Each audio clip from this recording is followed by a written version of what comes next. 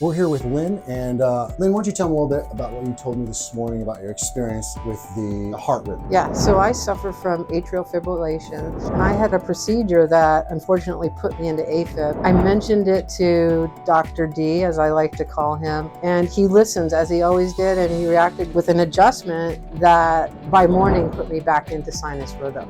So That's amazing. as Dr. D always does, he listens and he takes care of us not only skeletally, spiritually, and I just can't thank him enough. That's awesome, Lynn. Okay. Thank you very much.